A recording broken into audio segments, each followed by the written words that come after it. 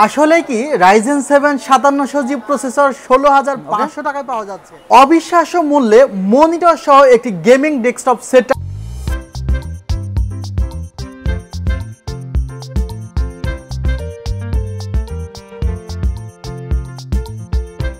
আসসালামু আলাইকুম ভিউয়ার্স, আশা করছি আপনারা সুস্থ আছেন। আলহামদুলিল্লাহ আমিও অনেক বেশি ভালো আছি।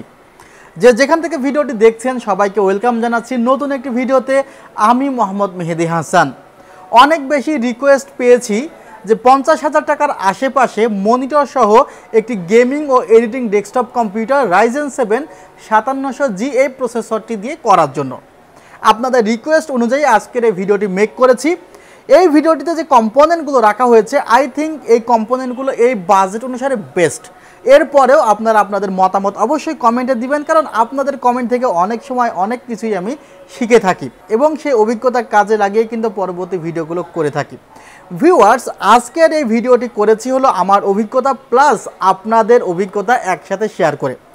ভিউয়ার্স, এখানে যে প্রসেসরটি রাখা হয়েছে সেই প্রসেসরটি কি AMD Ryzen 7 5700G একটি প্রসেসর এবং যে মাদারবোর্ডটি রাখা হয়েছে সেটি MSI ব্র্যান্ডের একটি motherboard V450A Pro Max।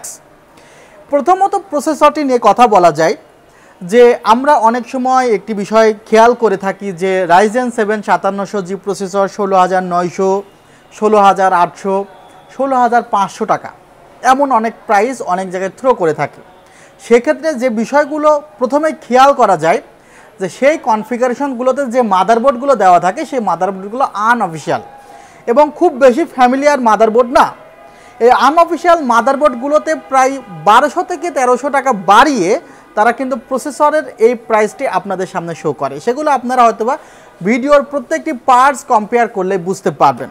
So এ ধরনের ট্র্যাপে না পড়ে প্রত্যেকটি পার্টসের যে রিয়েল প্রাইস সেগুলো জেনে একটি পিসি বিল্ড করলে আপনার জন্য রাইট কম্পোনেন্ট চুজের ক্ষেত্রে অনেক বেশি হেল্পফুল হবে।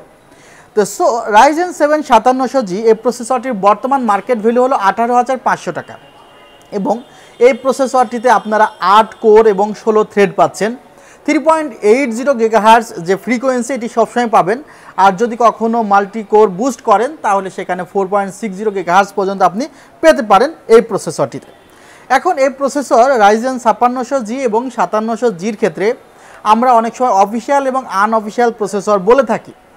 এই দুইটি প্রসেসরের ক্ষেত্রে অফিসিয়াল এবং আনঅফিসিয়াল প্রসেসরের কোনো পারফরমেন্স ভ্যারি করে না, এমনকি এক্সট্রা ওয়ারেন্টির সাপোর্টও ভ্যারি করে না। দুইটি প্রসেসরই আপনি যে দোকান থেকে কিনবেন সেই দোকানে ওয়ারেন্টির জন্য আপনাকে ক্লেম করতে হবে, যেমনটি কিন্তু করতে হবে না এই মাদারবোর্ডের ক্ষেত্রে। মাদারবোর্ডে কিন্তু অফিসিয়াল একটি মাদারবোর্ড এবং তার একটি ফোন নাম্বার দিয়ে দিয়েছে এই মাদারবোর্ডের ক্ষেত্রে। যদি আপনার কখনও প্রয়োজন হয় যে আপনি সরাসরি ইউসিসি থেকে মাদারবোর্ডটি ওয়ারেন্টি করাবেন, করতে পারবেন। এবং 12,000 টাকার আশেপাশে এই মাদারবোর্ডটি আমার কাছে খুবই ভালো একটি মাদারবোর্ড বলে মনে হয়েছে। 12,300 টাকা এই মাদারবোর্ডটির ভ্যালু। এই মাদারবোর্ডটির মডেলটি হলো V450A Pro Max। এখানে যদি এমন হতো মডেলটি যে V450MA Pro Max তাহলে মাদারবোর্ডটির প্রাইসটি প্রায় 9,000 টাকা হয়ে যেত। আমরা অনেক সময় জাস্ট একটি ওয়ার্ড বা একটি লেটার এর মিসিংয়ের কারণে কিন্তু একটি মাদারবোর্ডের যে ফিচার সেটি আকাশ এবং পাতাল তফাৎ হয়ে যায়। সো অনেক নিখুঁতভাবে আপনারা যখন একটি কনফিগার তৈরি করবেন ভেবে চিন্তা করবেন, কারণ অনেকেই হয়তোবা দেখা যায় জাস্ট একটি ওয়ার্ড মিসিং করে দিল। হয়তোবা আপনারা মনে করছেন যে মেহেদি ভাই এই মাদারবোর্ডটির দাম 12,300 টাকা বললো, বাট মাদারবোর্ডটির দাম তো 9,000 টাকা, তাহলে মেহেদি ভাই কি তাহলে 3,000 টাকা বেশি মাদারবোর্ডটির দাম বললো? আসলে এটা কি এই সময় এসে সম্ভব যে কোনো একটা প্রোডাক্টে হিউজ পরিমাণ প্রাইস বাড়িয়ে দেওয়া? আপনারা কি শুধুমাত্র আমার একার ভিডিও দেখেন? আমার একার ভিডিও দেখেন না, হিউজ ভিডিও প্রতিদিন পোস্ট হচ্ছে Ryzen 5600G 5700G এছাড়া অন্যান্য কম্পোনেন্ট দিয়ে। মার্কেটটা বড় চ্যালেঞ্জিং। এই চ্যালেঞ্জিংয়ের মধ্যেও যারা আমাকে ভালোবাসেন তারা অবশ্যই আমার কাছে আসেন, আপনাদের প্রতি আমি কৃতজ্ঞ। বাট আমাকে ভালোবাসার কারণে আমার থেকে বেশি টাকা দিয়ে প্রোডাক্ট কিনতে হবে না। আমি চেষ্টা করব প্রয়োজনে আপনাদের 1 টাকা কম হইলেও কমিয়ে দেওয়া, যেন আপনারা আমাকে ভালোবেসে লাভবান হতে পারেন। সো আমি সেই কারণে মাদারবোর্ডটি এখানে রেখেছি। মাদারবোর্ডটি কিন্তু খুবই ভালো একটি মাদারবোর্ড, ATX মাদারবোর্ড যাদের পছন্দ তারা এই মাদারবোর্ডটি চুজ করতে পারেন। আর এর চেয়েও যদি হায়ার কোয়ালিটি মাদারবোর্ড আপনার প্রয়োজন হয় তাহলে এমএসআইয়ের আরেকটি মাদারবোর্ড আছে B450 গেমিং প্লাস ম্যাক্স, আরেকটি মাদারবোর্ড আছে X470, সেটা কিন্তু আবার অফিসিয়াল মাদারবোর্ড না। দিস ইজ অফিসিয়াল মাদারবোর্ড এবং অফিসিয়াল মাদারবোর্ডে অবশ্যই এই ধরনের একটি স্টিকার থাকবে। আচ্ছা, জেনে নেওয়া যাক যে এই মাদারবোর্ডটিতে কি কি ফিচার্স আপনি পাচ্ছেন। কোর বুস্ট টেকনোলজি কিন্তু এই মাদারবোর্ডটিতে ব্যবহার করা হয়েছে।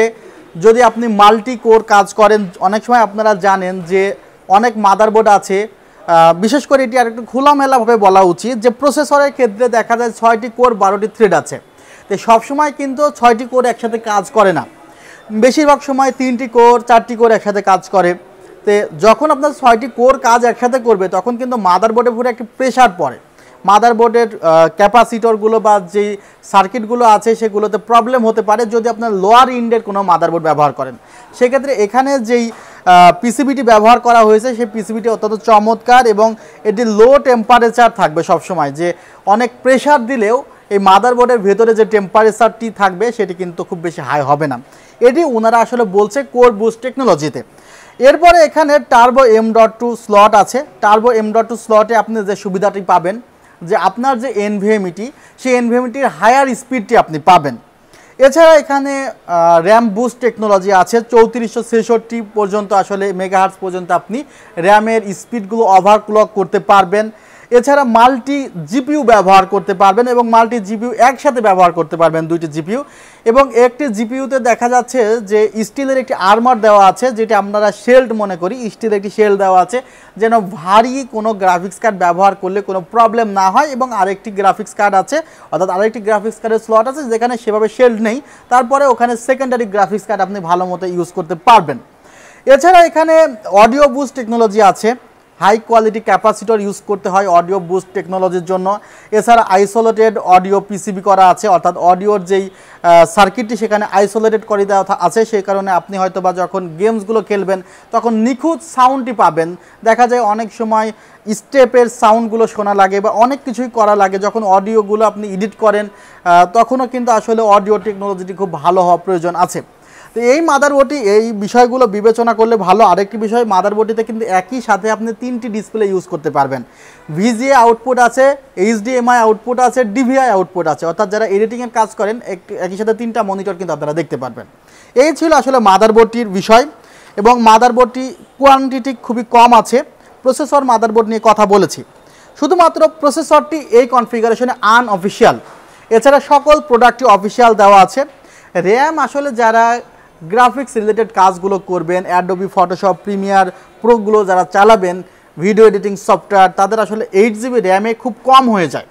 16GB র্যাম এখনকার যে সফটওয়্যারগুলো আছে সেই সফটওয়্যার অনুযায়ী মিনিমাম 16GB র্যাম হলে আপনি কাজগুলো স্মুথলি করতে পারেন। সেই বিষয়টি বিবেচনা করে কিন্তু এখানে 8x2 16GB র্যাম রাখা হয়েছে। 1 স্টিক 16GB র্যাম রাখলে আপনি কিছুটা পারফরমেন্স কম পেতেন, অর্থাৎ 15 থেকে 20% পারফরমেন্স কম পেতেন এবং সেখানে 64 বিট পেতেন, আর এখানে 128 বিট পাবেন আপনারা। সো পারফরমেন্স যদি আপনি ডুয়েল চ্যানেল ব্যবহার করেন পারফরমেন্স বেশি পাবেন। আর র্যামের স্লট আছে 4টি, এভাবে যদি আপনি 8GB করে 4টি র্যাম ব্যবহার করেন 32GB ব্যবহার করতে পারবেন, আর 16GB করে 4টি র্যাম ব্যবহার করেন তাহলে 64GB পর্যন্ত র্যাম আপনি ব্যবহার করতে পারবেন এই সেটআপটিতে।